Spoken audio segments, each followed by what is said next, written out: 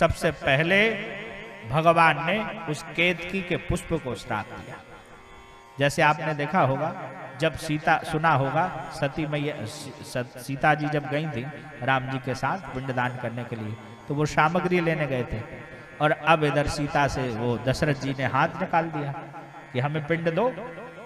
तो गया में है, ये आपको कहानी मिलेगी, गया में हाथ कर दिया बड़ा, तो कहा कि अब पिंड क्या दें। तब जो है वहाँ फल्गुई नदी है, वो घुटने से नीचे ही चलती है, उतनी ही बहती है, बरसात में भला वो बढ़ जाए, बाकी आप उस रेत को हटाओगे तो वहां आपको पानी मिलेगा।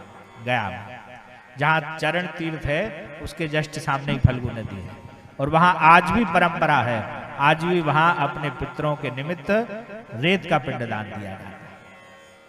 तो सीता मैया ने क्या करा कि रेत का पिंड बना के दे दिया। अब राम जी आए, कहा कि क्या हुआ, कहा आप सामान ही लेते रहे और उधर उनने तो हमसे पिंडदान ले लिया। कहा अच्छा, कहा कौन है, तो कहा कि ये नदी। नदी ने मना कर दिया, और गाय ने मना करा, और एक और ब्राह्मण ने मना करा, किसने करा तीसरा पता नहीं, दो तो पते हैं। तो गाय को श्राप दिया कि तुम्हारी इतनी पूजा है लेकिन कलयुग में तुम्हारी महिमा नहीं रहेगी। उस नदी को श्राप दिया कि तुम घुटने से आगे अपने जो पंजे होते हैं उससे आगे तुम भरोगे।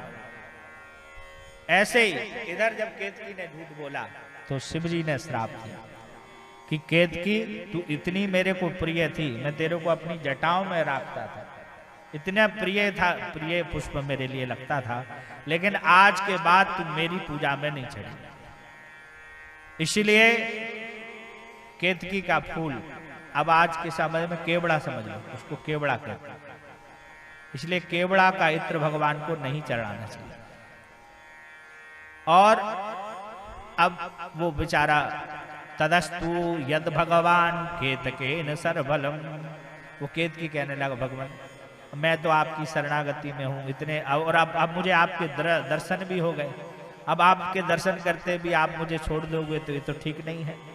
तो भगवान भोलेनाथ कहने लगे, जब वो शरणागत भया तो भगवान कहने लगे तुम बिजान के रूप से हमारे उसमें आ सकता। अब बिजान क्या है, जैसे जब कोई उत्सव होता है तो बंगला सजता है, तो कहा कि जब कभी मंदिर सजेगा उसमें भले तू लग जा, तो तू मेरे मंडप में आ सकता है, लेकिन बिजान के अलावा मुझे चढ़ नहीं सकता।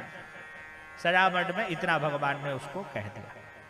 अब ब्रह्मा जी का नंबर आया, तो ब्रह्मा जी ने कहा पहले सब पहले ईश्वर बोले, आज भगवान सबसे पहले नारायण से कहे कि नारायण तुमने सत्य बोला है, आज तुम्हारा सत्य बोलने का फल तुम्हें ये दे रहे हैं कि आज के बाद जैसी पूजा हमारी होती है वैसी ही पूजा तुम्हारी होगी, हमारे बराबर ही पूजा होगी, और जो हमको तो कम मानते तुमको 24 अवतार में पूजा। और अब ब्रह्मा जी को जो है क्रोध में देखने लगे भगवान शिव, कहा कि तुमने झूठ बोला है। और ब्रह्मा जी के उस समय सिर थे कितने, 5। जब 5 सिर वाले ब्रह्मा जी को देखा भगवान को क्रोध आया, भगवान ने अपनी जटा उखाड़ी जमीन पे फेंकी, तो साक्षात वीरभद्र प्रकट हो गए। बोल वीरभद्र भगवान की। वीरभद्र हाथ जोड़ के कहने लगा प्रभु क्या आज्ञा है।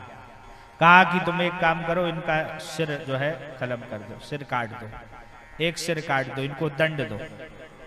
अब जब शरणागत हो गए तब भी वो जो 5वां सिर था वो यही बोलते जाए, नहीं नहीं मैंने जो है आदि देखा है, मैंने आदि देखा है। और वीरभद्र ने काट भी दिया तलवार के उससे, लेकिन वो लुढ़कते हुए भी यही बोले कि मैंने जो है आदि देखा है, मैंने आदि देखा है। जैसे किसी किसी की आदत नहीं रहती, वो गलत भी होगा तब भी कहेगा नहीं नहीं यही सही है, नहीं नहीं यही सही है। तो वो भी यही कह रहा है, वो सिर लुढ़कते जा रहा है और वो ये कह रहा है मैंने जो है देखा है आदि, मैंने आदि देखा है। अब जब सिर कट गया वीरभद्र का, तब भगवान बोले कि भैया अब तुम्हें तो ब्रह्म हत्या लग गई। कहा कि अब क्या करें तो हम, तो कहा कि तुम एक काम करो, सारे तीर्थों में जाओ। और दंड देना इसलिए जरूरी था कि बड़ा और छोटे का व्यक्ति जाने कि कौन बड़ा है कौन छोटा, क्योंकि ब्रह्मा जी अपने को बड़ा मान रहे थे। विवाद तो वहीं से शुरू हुआ था, ब्रह्मा जी छोटे थे लेकिन विष्णु को छोटा कह रहे थे। तो वहां भी अपराध को दंड देना भी आवश्यकता था, लेकिन ब्रह्महत्या लगेगी उसका प्रायश्चित भी आवश्यक था। तो वीरभद्र से कहे कि भाई जाओ तुम भैरव और जाके पूरे तीर्थों में भ्रमण करो। और वो जहां जहां भ्रमण करे, जहां जहां क्षेत्रों में गए, वहां वहां गए और उस सिर का जो मुंड था उसको साथ में ले गए। कहा कि ये मुंड जहां स्वाहा हो जाएगा अपने आप, समझना तुम्हारी ये ब्रह्महत्या भी स्वाहा हो जाएगी। और वो गए तो जैसे ही काशी की सीमा में पहुंचे तो वो जो हाथ में सिर था वो एकदम अलोप हो गया। बोल शंकर भगवान की जय। और वो भी वहीं पर जो है काशी के कोतवाल बनकर वहीं रहने लगे।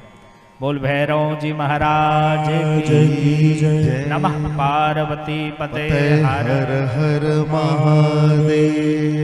अब ब्रह्मा जी ने अपनी गलती स्वीकार करी और 4 सिर से भगवान शिव की स्तुति करी। शिव की बड़ी दिव्य स्तुति करी है। और संघार रूपस्या संसार देहिनम, कहे प्रभु हम अपराधी हैं, हम जैसे मानियों के लिए ही आप समय समय पे दंड देने का विधान बनाते हैं। जब हम अपने आप को मान लेते हैं कि हम ही हैं, जैसे अब इस कलिकाल में भी लोग अपने आप को भगवान नहीं मान रहे थे, तो भगवान ने कोरोना भेज दिया। भगवान ने कहा कि तुम भगवान नहीं हो, भगवान हम ही हैं। भगवान समय समय में चक्र ऐसा घुमाते हैं कि व्यक्ति को सिखा देते हैं कि भैया भगवान भगवान है, अरे भगवान मत बनो, इंसान बनो। और अगर हम इंसान ही बन गए उतना ही बहुत है। भक्तों, भगवान ने फिर 5 तन्मात्रा 5 कृत्य बताए और ओमकार की महिमा बताई है। ये जो नमः शिवाय है, ओम नमः शिवाय, इसका बड़ा भारी महत्व है। जो व्यक्ति 9 लाख ओम नमः शिवाय का जाप करे या केवल ओम, ये प्रणव मंत्र है।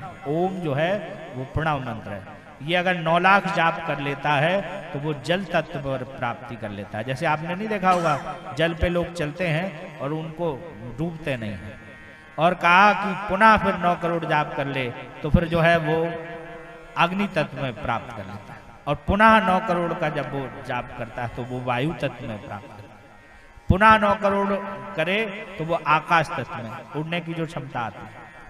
ऐसे ऐसे ये 9 करण करके अलग अलग वस्तुओं को वो व्यक्ति प्राप्त करता है और उसको भगवान महादेव हर चीज देते हैं।